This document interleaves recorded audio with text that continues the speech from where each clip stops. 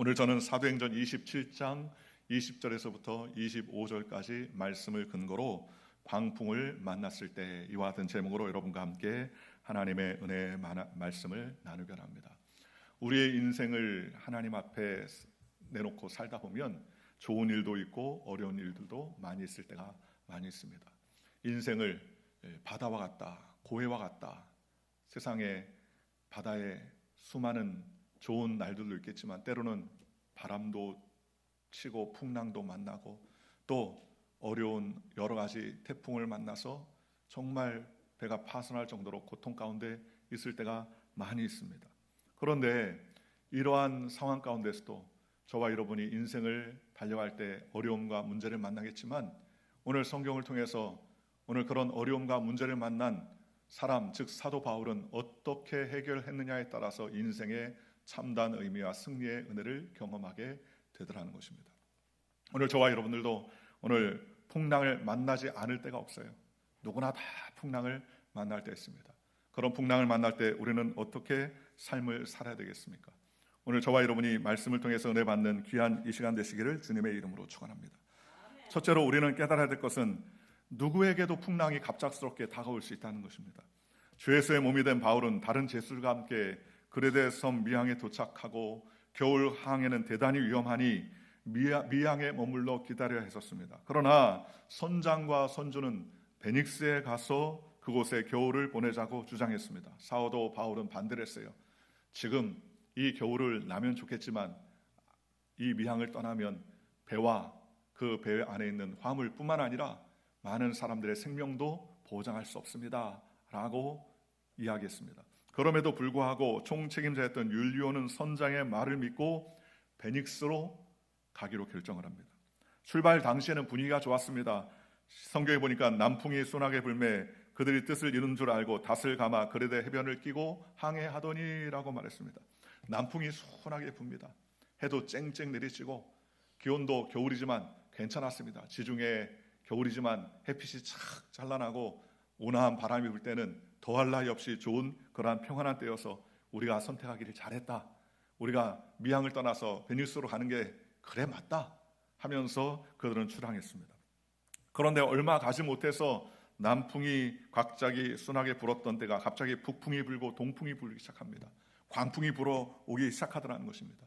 그래서 그들은 어찌할 줄 모르기 시작했습니다. 우리 인생도 이와 같이 비슷한 일이 생길 때가 얼마나 많습니까? 모든 것이 평온하고 모든 것이 안정되고 내 뜻, 내 계획, 내 방법대로 모든 것이 순간 잘 인도되는 것 같아도 그러나 순식간에 광풍이 불어 닥쳐서 우리에게 어려움이 다가옵니다. 경제적인 문제가 갑자기 찾아오게 됩니다. 질병의 문제가 갑자기 찾아오게 됩니다. 자녀의 문제가 갑자기 찾아오게 됩니다. 또는 관계의 문제가 찾아들어서 우리에게 순식간에 돌풍이 불 때가 얼마나 많이 있습니까? 예외가 없어요. 누구든지 이런 일들이 찾아올 수 있게 되더라는 것입니다. 또한 이러한 문제가 생길 때 두 번째로 우리 기억할 것은 우리의 목적지를 벗어나서 표류할 수 있게 되더라는 것입니다. 선장을 비롯한 뱃사람들이 모두 할 수 있는 방법을 다 동원했지만 그러나 강력한 바람 앞에서 계속 쓸려가는 거예요. 성경에 보니까 배가 밀려 바람을 맞추어 갈 수 없어 가는 대로 두고 쫓겨가다가 라고 말했습니다. 얼마나 배가 심각한지 알 수 있어요. 배 안에는 276명이나 되는 그런 많은 선원들과 사람들이 있었습니다. 배 안에는 수많은 곡식과 또는 그 상업을 위해서 많은 물건들이 되어 있었습니다. 300명이나 되는 사람들이 그 배 안에 있었다면 그 배는 알렉산드리아호라고 상당히 큰 배였다는 것을 우리가 짐작할 수 있었습니다. 그러나 아무리 좋은 배, 아무리 좋은 호화로운 그러한 배라 할지라도 목적지를 떠나서 방향을 잃어버리면 항해하는 것이 아니라 표류하는 거예요. 그렇잖아요. 내가 표류하는지 항해하는지 어떻게 알 수 있습니까? 그건 딱 하나입니다. 내가 지금 가는지가 어딘지 모르면 표류하는 것이요, 내가 지금 잘 가고 있으면 그거는 항해하는 것이라고 말할 수 있지 않습니까? 그런데 인생에서 지위가 높아도 재산이 많아도 경제적인 능력이 있어도 바로 오늘 사도 바울이 만났던 유라굴로의 광풍을 만나 방향을 잃으면 표류하는 것처럼 오늘 저와 여러분들도 인생의 풍랑을 만나고 고난을 만나면 순식간에 어려움을 겪는 일들이 너무나 많이 있을 수 있다는 것입니다. 오늘 성경이 바로 그렇습니다. 유라굴로라는 광풍을 만나서 큰 어려움과 환난을 경험하게 되더라는 것입니다. 이런 유라굴로 광풍을 만났을 때 우리는 어떻게 할 수 있습니까? 좌절하고 낙심할 수밖에 없는 것입니다. 오늘 성경 보니까는 20절에 여러 날 동안에도 별도 보이지 아니하고 해도 별도 보이지 아니하고 큰 풍랑이 그대로 있음에 구원의 여망마저 없어졌더라라고 말했습니다. 우리가 상상할 수 없는 유라굴로가 찾아오니까 우리의 마음속에 구원의 여망이 없어졌어요. 해도 보이지 않고 달도 보이지 않습니다. 그 당시에 항해술은 해를 기점으로 또는 별을 보고서 그 방향을 결정하고 나아갈 방향을 알았는데 해도 보이지 않아요. 한낮인데도 해가 보이지 않습니다. 캄캄한 밤에 별들이 보여야 되는데 별들이 보이지 않습니다. 그러니 큰 풍랑으로 인하여서 그들이 사면초가의 삶을 살았습니다. 뿐만 아니라 구원의 여망마저 없어졌더라는 거예요. 삶의 소망이 없어졌습니다. 그들은 풍랑으로 인하여서 모든 어려움이 있었습니다. 성경에 보면 27장 18절에 보면 우리가 풍랑으로 심히 애쓰다가 이튿날 사공들이 짐을 바다에 풀어버리고 사흘째 되는 날에 배의 기구들을 그들의 손에서 내어버리니라 라고 말했습니다. 풍랑이 너무 많은데 힘을 쓰다가 사공들이 짐을 다 풀어버렸습니다. 그리고 나서 사흘째 되는 날은 배의 기구들도 다 버려버립니다. 배의 기구들은 굉장히 중요한 것 아니겠습니까? 또 배 안에 있는 짐들이 얼마나 중요합니까? 재와 용역을 획득하고 또 이익을 남기기 위해서는 그 배를 통해서 물물 교환을 하고 또는 여러 가지 교육을 해야 되는데 그 이익되는 모든 물건을 다 버렸어요. 그리고 배 안에 모든 직기들과 중요한 항해 도구들을 다 버렸습니다. 왜냐하면 구원의 여망이 없어졌기 때문이라는 것입니다. 오늘 우리의 인생도 이와 같을 때가 많이 있습니다. 환난을 당하고 공고를 당하고 어려움을 당하고 우리가 생각할 수 없는 여러 가지 어려움을 당할 때가 많이 있습니다. 이러할 때 우리는 어떻게 해야 되겠습니까? 이러할 때 우리는 하나님을 더욱더 붙들고 주께 나아가는 믿음의 백성이 되시기를 주님의 이름으로 축원합니다. 환난을 당할 때 우리는 어려움과 문제를 만나지만 믿는 자들은 하나님의 은혜 가운데 나아가는 하나님의 백성이 되어야 되는 것입니다. 오늘 성경 보니까 21절에 이렇게 말합니다. 여러 사람이 오래 먹지 못하였음에 바울이 가운데 서서 말하되 여러분이여 내 말을 듣고 글에 대해서 떠나지 아니했다면 이 타격과 손상을 면하면 좋았을 뻔하였느니라 라고 말합니다.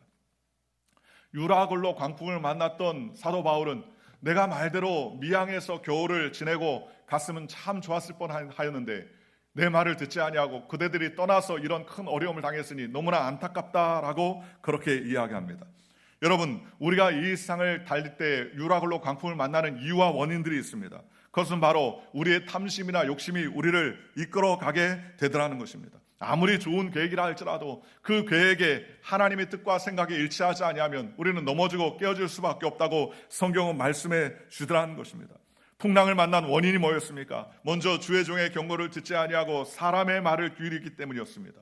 광풍을 만난 이유가 바로 그랬습니다. 사도 바울은 호송하는 배가 미양이라는 곳에 도착했을 때 사도 바울은 그곳에서 겨울을 난 뒤에 로마로 가자는 제안을 했습니다.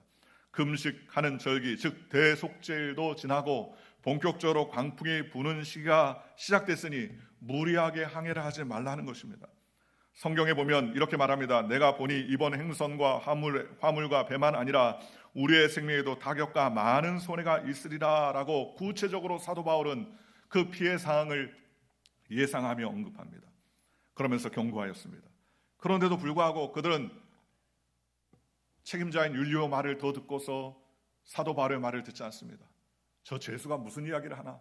이 뱃사람이 이렇게 많은데 배의 상황도 잘 알지 못하는 저 사람이 어떻게 알 수 있겠느냐라고 생각하고 바로 그들은 출항을 합니다. 왜냐하면 미양은 조용하고 잔잔한 그러한 항구요, 또 겨울을 나기에 아주 안성맞춤 있는 작은 항구였고 아름다운 항구였지만 선장과 선주들이나 선원들이 볼 때는 유흥을 즐길 만한 그러한 좋은 장소는 아니었습니다.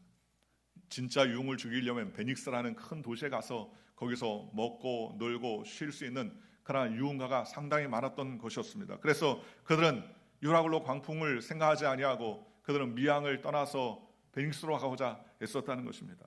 욕심 때문에 그들의 마음이 이렇게 나눠지게 됐다는 것입니다. 오늘 저와 여러분도 마찬가지입니다. 우리가 때때로 풍랑과 광풍을 만날 때 우리의 욕심이나 우리의 이익과 유익 때문에 그런 결과가 나왔지 않는지 우리는 잘 생각해야 됩니다. 우리는 하나님의 은혜를 덧입으며 주님께 나아갈 때 우리는 인간의 욕심과 우리의 방법을 다 내려놓고 하나님께 나아가야 되는 것입니다. 그래야하면 주님께서 우리의 삶을 책임져 주시는 것입니다. 욕심이 다가오면 우리의 판단이 흐려지고 결과 광풍을 만나 목숨을 잃은 위태로운 일을 만나게 되기 때문입니다. 성경은 이렇게 말합니다. 야고보서 1장 15절에 욕심이 잉태한즉 죄를 낳고 죄가 장성한즉 사망을 낳는다라고 그렇게 이야기합니다. 그러니 우리는 오늘 우리가 깨달을 것은 인생을 살면서 어떤 욕심이나 우리는 탐심도 예수님 안에서 내어버리는 그러한 믿음의 백성이 되시기를 주 예수의 이름으로 간절히 축원합니다. 유라굴로 광풍을 만난 것이 바로 욕심 때문이요 교만 때문입니다. 교만한 마음엔 하나님께서 함께할 수 없습니다. 인간의 지식, 경험, 기술이 굉장히 필요하지만 그 한계를 분명히 알아야 됩니다. 아무리 지식과 학문이 기술이 발달해도 인간은 연약한 존재일 수밖에 없습니다. 생각해 보십시오. 하나님께서 홍해수를 건너 마른 땅 건널 수 있도록 주님께서 은혜를 베풀어 주셨는데 누가 그렇게 할 수 있습니까? 인간의 지식과 지혜로는 도저히 할 수 없습니다. 성경은 눈을 이렇게 말했습니다. 교만하지 말고 겸손하라 라고 성경은 말합니다. 야고보서 4장 13절 14절에 들으라 너 중에 말하기를 오늘이나 내일이나 우리가 어떤 도시에 가서 거기서 1년을 머물며 장사하여 이익을 보리라 하는 자들아 내일 일을 너희가 알지 못하는도다 라고 말했습니다. 여러분 우리는 한 치 앞도 알 수 없어요. 우리 앞길을 알 수 없습니다. 5분의 앞길, 10분의 앞길, 하루의 앞길, 한 달의 앞길을 우리는 도저히 알 수 없습니다. 그래서 우리는 교만하지 말고 하나님을 붙드는 인생이 되어야 됩니다. 잠언서 16장 18절에 교만은 패망의 선봉이요 거만한 마음은 넘어짐의 앞잡이니라 라고 성경은 말씀해 주셨습니다. 여러분 우리가 잘 아는 타이타닉호가 1912년 4월에 처녀 출항을 했습니다. 처음 만들어서 배를 출항시켰다는 거예요. 호화로운 영국의 여객선입니다. 그 당시에 세계에서 제일 큰 호화로운 여객선이었습니다. 그런데 이 타이타닉호가 침몰하여서 약 1,500명의 사상자를 내버린 최악의 해난 사고를 당하였습니다. 그때 출항하면서 그 배의 선장이 스미스라는 선장이었는데 그 선장이 이렇게 말했습니다. 타이타닉호는 하나님도 침몰시킬 수 없다라고 이야기했습니다. 그 당시에 과학적인 이론으로는 배는 도저히 침몰할 수 없는 대단한 배였습니다. 그래서 그 별명이 결코 가라앉을 수 없는 배, 그랬어요. unsinkable이라는 이름을 받을 정도로 그렇게 사람들이 각광을 했습니다. 선장은 말했습니다. 하나님도 이 배를 침몰시키지 못합니다. 빙산을 만나면 어떡합니까? 빙산이요? 빙산을 만나면 빙산이 두 조각은 납니다. 그러면서 당당하게 생각을 했습니다. 교만한 말이었죠. 하나님은 그 말을 듣고 웃으셨을 것입니다. 선장은 그 배를 가지고 최단 시간 항해 신교를 수행하겠다고 호언장담하며 속력을 냈습니다. 그러나 그의 계획은 그때뿐이었습니다.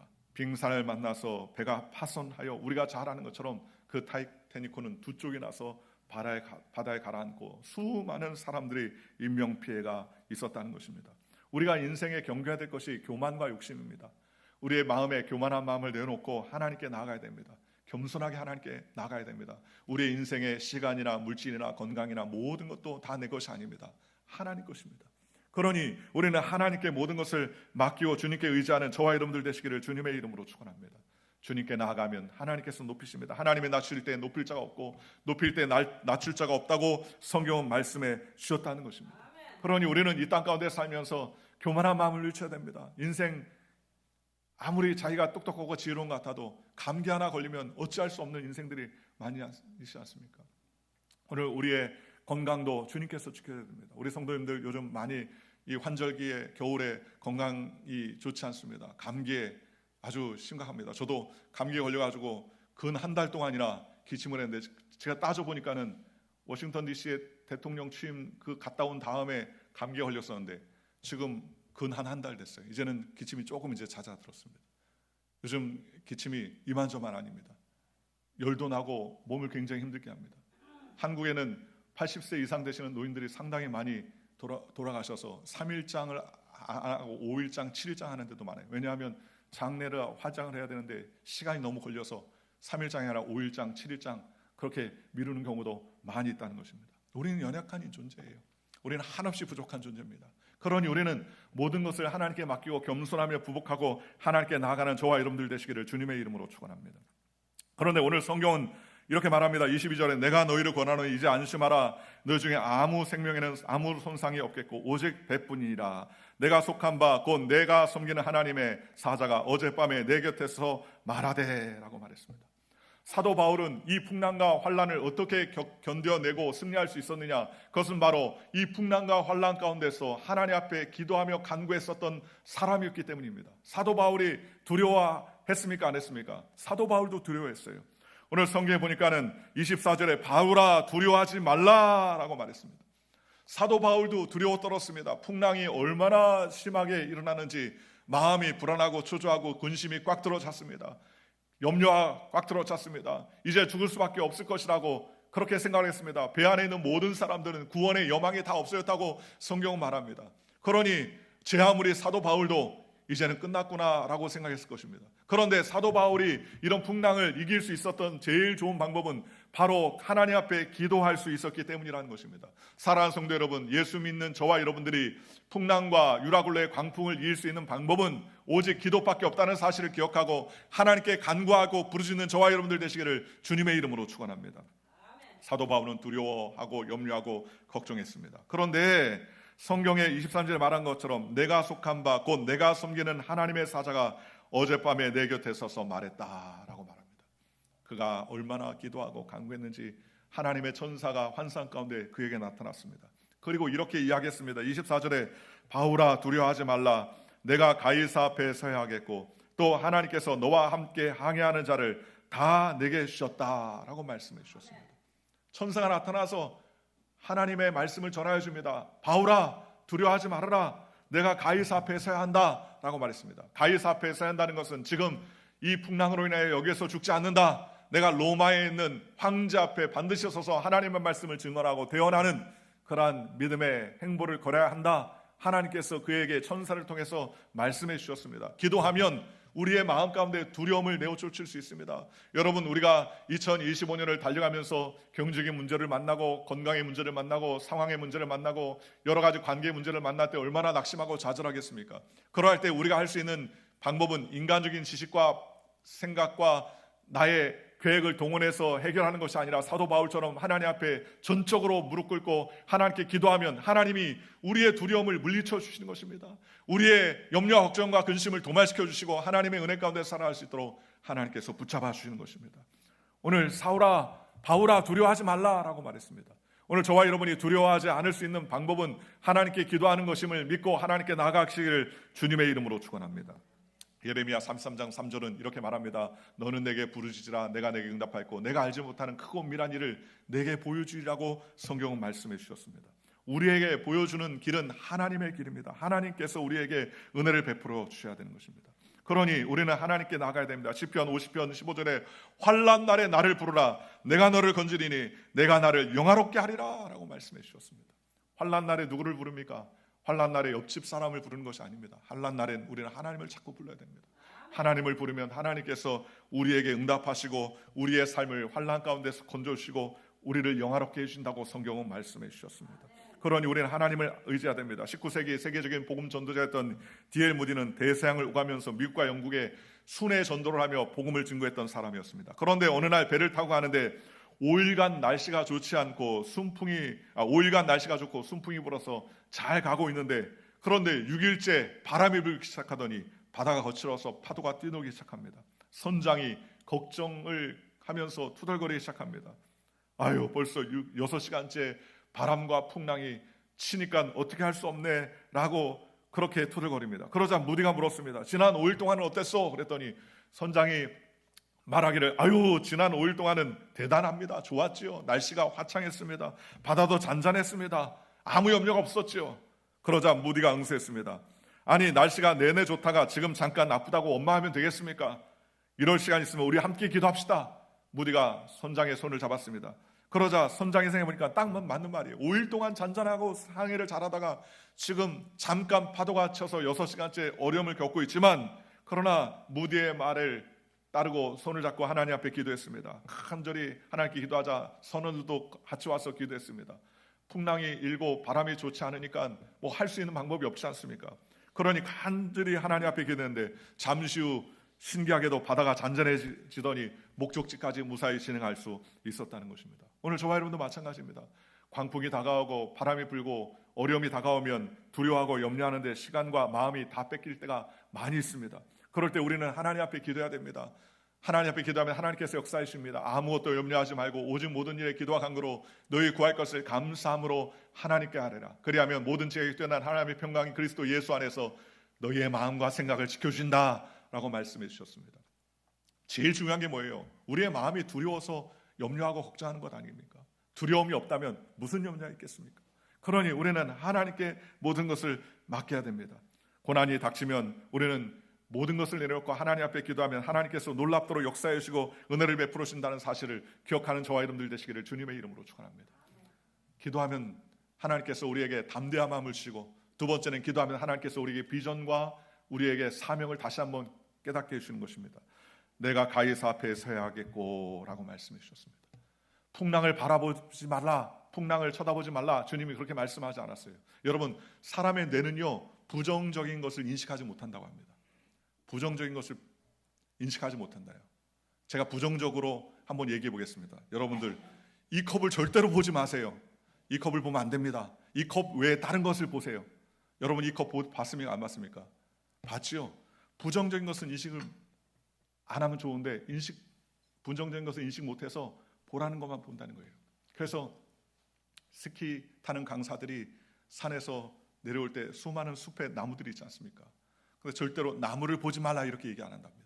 나무를 보지 말라. 그럼 어떡합니까? 나무를 보지 말아야 되는데 나무를 보고 나무를 피해야 되는데 하다가 나무에 부딪히는 거예요. 여러분, 갓길에 차들이 고장나서 서 있을 때 가끔 차들이 가서 뒤에 들이박잖아요. 왜 박습니까? 저거 박으면 안 되는데 그러면서 박나는 거예요. 골프를 치러 갔던 골퍼들이 중간에 웅덩이가 호수가 있습니다. 저 호수에 공을 치면 안 되지 하면 물이 대부분 호수로 많이 간다는 거예요. 왜 그렇습니까? 자꾸 거기에 집중하니까 그것밖에 안 보이는 거예요. 그래서 스키 강사들이 이야기하기를 나무를 보지 말고 가라라고 말하지 아니하고 눈길을 따라가라 그렇게 이야기한다는 겁니다. 그러면 그때부터 뇌는 무엇을 바라봅니까? 눈길을 바라보더라는 거예요. 오늘 저와 여러분도 마찬가지입니다. 하나님께서 사도 바울에게 야, 유라굴로 광풍이 얼마나 센지 그거 쳐다보고 염려하지 말라 그렇게 말씀해 주지 않았어요. 하나님의 천사가 뭐라 합니까? 내가 가이사 앞에 서야 한다. 그러니 염려하지 않는다. 주님께서는 유라굴로 광풍을 쳐다보지 말아라 부정적으로 말하지 아니하고 내가 가이사 앞에 서야 한다라는 사명을 주시더라는 것입니다. 그 말은 즉슨 우리가 광풍이나 풍랑을 바라보지 말고 주님을 바라보라는 것입니다. 문제를 만나고 어려움을 만나면 우리는 뭐합니까? 자꾸 문제를 곱씹고 문제를 상상하고 문제를 묵상하고 문제를 흔들고 깨웁니다. 그런데 그럴수록 우리는 더 마음이 괴롭고 힘들고 염려가 닥칠 때가 너무나 많아요. 그럴 때일수록 우리는 뭐 해야 됩니까? 문제가 아니라 주님을 바라봐야 됩니다. 주님을 바라보면 주님께서 오늘 가이사 앞에 내가 서야 한다라고 비전을 주시는 것입니다. 소망을 주시는 것입니다. 꿈을 주시는 것입니다. 오늘 저와 여러분들이 그와 같은 믿음의 삶을 사시기를 주님의 이름으로 축원합니다. 낙심되고 좌절되고 낭만될 때 우리가 기도하면 마음이 너무 외롭고 힘들지만 그러면 간절히 기도할 때 우리에게 한 줄기 소망이 생깁니다. 그래서 오늘 말씀같이 말씀을 붙드는 인생이 될 수 있게 되더라는 것입니다. 또 성경이 이렇게 말합니다. 또 하나님께서 너와 함께 항해하는 자를 다 내게 주셨다 하였으니 그랬습니다. 하나님은 그 다음에 또 다른 비전을 주셨습니다. 하나님께서 말씀하시기를 너와 함께 항해하는 자를 다 너에게 주셨다라고 말했습니다. 지금 배 안에 276명이나 있는 사람들이 구원의 여망이 없어졌어요. 그들의 식음을 전폐했습니다. 이젠 죽었다, 이젠 끝장났다. 그들의 마음에 낙심이 됐습니다. 배 안에 있었던 모든 화물을 던져버렸습니다. 배 안에 무거운 그러한 기구들도 다 벗어버렸습니다. 이제는 항해할 수가 없습니다. 이제는 풍랑에 끌려갑니다. 구원의 여망이 없어서 사람들은 음식도 먹지 않습니다. 왜냐하면 얼마나 낙심이 되고 좌절됐는지 입에 음식이 들어가지 않아요. 그런데 사도 바울은 하나님 앞에 기도했더니 하나님께서 이 배 안에 있는 276명을 다 너의 손에 붙여주셨고 너에게 주셨다. 그러니 안심하라 라고 말했습니다. 사도 바울은 25절 이렇게 말합니다. 그러므로 여러분이 안심하라. 나는 내게 말씀하신 대로 그대로 되리라. 하나님을 믿노라 라고 말했습니다. 사도 바울은 이렇게 풍랑을 만났을 때 기도하였더니 그 기도 가운데 안심의 마음을, 평강의 마음을 하나님께 주셨습니다. 그는 담대하게 사람들을 불러 모았습니다. 270명이 다 배 안에 한 곳에 모였습니다. 사도 바울은 내가 섬기는 하나님께서 하나님의 사자가 어젯밤에 나에게 나타나서 이렇게 말씀하셨다라고 증언하기 시작합니다. 그런데 모든 사람이 사도 바울의 말을 듣고 그들은 귀를 세우고 그들은 마음을 열어 사도 바울의 말씀을 순종합니다. 그러면서 그대로 되리라는 하나님의 약속의 말씀을 굳건하게 믿는 사도 바울의 말을 이제는 선장과 선주의 말보다 더 믿고 순종하며 따르게 되더라는 것입니다. 오늘 저와 여러분도 마찬가지입니다. 하나님을 의지하면 하나님께서 우리의 삶을 책임져 주십니다. 놀라운 역전승을 베풀어 주시는 것입니다. 하나님이 상황을 역전시키시고 하나님의 은혜를 베풀어 주셨습니다. 풍랑은 물러가지 않았어요. 유라굴로 강풍은 여전히 휩쓸고 모든 배 안의 것을 깨트릴 정도로 그렇게 광풍이 되어서 계속 불어 제끼는데, 그런데 무엇이 변했습니까? 상황은 변하지 않았습니다. 바람도 잔잔해지지 않았습니다. 물결도 잔잔해지지 않았습니다. 그런데 무엇이 변했습니까? 기도하자 마음에 확신이 들었습니다. 오늘 저와 여러분도 마찬가지입니다. 우리가 인생을 살 때 유라굴로 강풍이 불어오면 그 광풍이 기도함으로 잔잔해졌다고 말하지 아니하고, 사도 바울은 그 광풍 가운데서도 마음에 안심하며 두려워 떨지 않았다고 성경은 말합니다. 기도하니까 확신을 얻었기 때문이었습니다. 뿐만 아니라 풍랑을 맞는 여러 사람들에게 그들에게 격려하고 소망을 줬습니다. 극한 상황 가운데서 사도 바울이 주도권을 쥐고 이끌어가며 하나님의 역사가 계속 나타나기 시작합니다. 성경에 보면 사도행전 27장 35절 30절 이렇게 말합니다. 떡을 가져다가 모든 사람 앞에 하나님께 축사하고 떼어 먹기를 시작하며 그들도 안심하고 받아 먹으니 배에 있는 무리의 수는 전부 276명이었더라 그랬습니다. 사도 바울의 말을 귓등으로도 안 들었던 사람들이 사도 바울이 다 모이세요. 그리고 그들에게 떡을 가지고서 하나님 앞에 축사합니다. 하나님 감사합니다. 이런 광풍 가운데서 우리를 지켜주시니 감사합니다. 그리고 떡을 떼어 주었습니다. 그랬더니 어떻게 합니까? 사람들이 다 안심하며 받아먹기 시작하고, 받아먹은 사람들이 그 배 안에 있는 모든 사람들이 276명이 되었다고 성경은 말합니다. 이제는 주객이 전도되었습니다. 선장과 선주의 말보다 사도 바울의 말을 하나님처럼 듣고 순종하는 것입니다. 죄수의 몸이지만 백부장도 모든 승객도 사도 바울의 말을 듣게 되더라는 것입니다. 이게 권위예요. 하나님은 풍랑을 통하여서 사도 바울이 죄수의 권위가 아니라 이제 그 배 안에 있는 하나님처럼 그를 높이게 되시게 되더라는 것입니다. 오늘 저와 여러분들도 마찬가지입니다. 하나님은 환난과 어려움을 통해서 기도하는 자에게 역전의 역사를 베풀어 주시는 것입니다. 그뿐만 아닙니다. 사도행전 28장 1절에서 50절에 보면 그들은 멜리드 섬에 도착을 하게 됐을 때 하나님의 구원의 역사가 나타납니다. 날이 추워서 나무를 태워서 불을 쬐고 있을 때 나뭇가지를 집어서 불에 집어넣을 사도 바울이 불에 집어넣을 때 그 나뭇가지 안에 있던 독사가 사도 바울의 팔을 물었습니다. 그러니 독이 올라오기 시작하죠. 사람들이 쳐다보면서 저 사람이 진짜 죄인이구나. 풍랑은 피했지만 신이 저를 가만두지 않는구나. 이제 곧 죽겠구나. 그리고 쳐다보는데 5분이 지나고 10분이 지나고 1시간이 지났는데도 독사에게 물렸는데 죽지 않는 것입니다. 그때 추장과 모든 사람들이 와서 엎드려지면서 이 사람은 신이다 하면서 그러면서 그를 숭배합니다. 그리고 나서 사도 바울이 잘 설명해 줬음에도 불구하고 그 섬에 있었던 추장 보블리오라는 사람이 아버지가 중병에 걸렸는데 그 아버지에게 데려가서 내 아버지를 위해서 기도해 달라고 그렇게 이야기합니다. 사도 바울이 강하게 기도하고 간절히 기도하자 그 섬 추장의 아버지가 치료받고 하나님의 놀라운 역사가 일어나자 그 추장이 예수를 믿게 되었습니다. 전설에 의하면 그 멜리드 섬에 그 보블리오라는 추장이 하나님의 말씀을 듣고 사도 바울이 자기 아버지를 치료한 그 은혜를 경험하고 나서 그가 하나님의 말씀을 믿고 나중에 목회자가 되어서 멜리드 섬의 목사가 되고 하나님의 복음을 증거해서 그 멜리드 섬이 구원을 받았다고 합니다. 모든 것이 합력하여 선을 이루었죠. 성경 로마서 8장 28절에 성경이 이렇게 말합니다. 우리가 알거니와 하나님을 사랑하는 자 곧 그 뜻대로 부르심을 입은 자들에게 모든 것이 합력하여 선을 이루느니라 라고 말했습니다.